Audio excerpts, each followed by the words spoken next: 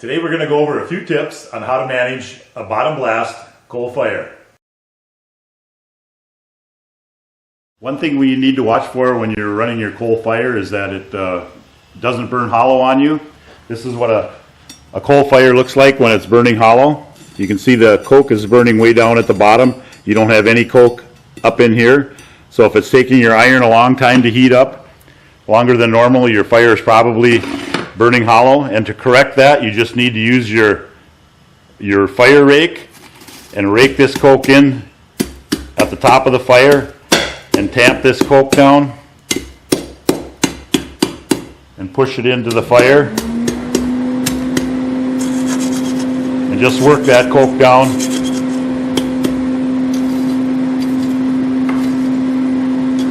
And you'll be good to go. When you're placing your iron in the fire, don't just thrust it in your fire like that and stick it down in there, because what happens, it'll end up down at the bottom of your fire pot and there's not as much heat down there. When you place iron in the fire, you want to come from the top and work your iron in this way. If you need to take your rake and tap it in like that, that's fine, and then grab some of this loose coke that's laying around the top of your fire and work that over your iron. That gives you the maximum amount of coke underneath your iron, so you get the maximum amount of heat on your iron. One quick test you can do for your coal, if you don't have an analysis on your coal, is your coal should be easy to break apart, and it should be shiny or greasy looking on the inside, but you should be able to break it apart relatively easy. That's generally a sign of good coal.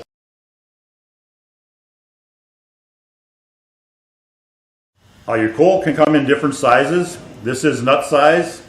This is pea size. The nut coal works good for bigger fires if you're sharpening plowshares or maybe making swords.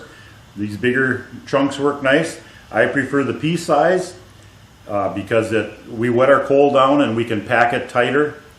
And it gives us the ability to have a small fire when we're working on small items, but we can also have large fire when we're working on larger items. You can see that the fire is getting larger. It's burning to the outside of the fire pot, so we need to replenish the green coal. And to do that, you can use your shovel and take a shovelful and work it down the outside of the fire pot like that on both sides.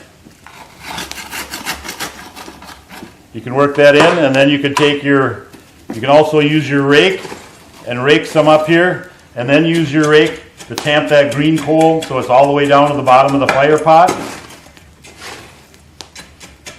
And you can tamp it tight so that it cokes up good. As you're working, you're going to end up with a lot of small bits of coke on the top of your forge. You want to use your rake to rake all these small bits up on top so they can catch on fire. You can take your rake and tap them in if you have to. If you end up with a bunch extra, you can rake them wherever you think is convenient into a pile so you can add them later as you need it. And then they'll catch on fire, and you can work those down into your forge, and it'll be ready to go for the next heat. If you need to take a half an hour break from forging and you want to keep your fire going, one thing you can do is you can use your rake and tap down your coke. Make sure that it's packed fairly tight, and then just take some green coal and pour it up, cover it up on top, and tamp that down.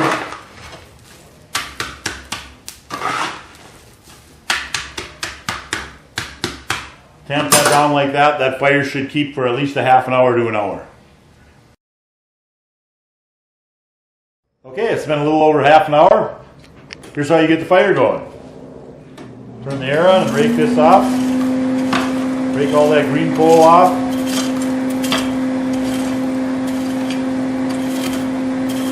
Right down to the hard spot. You'll feel that with your rake. Give it some air.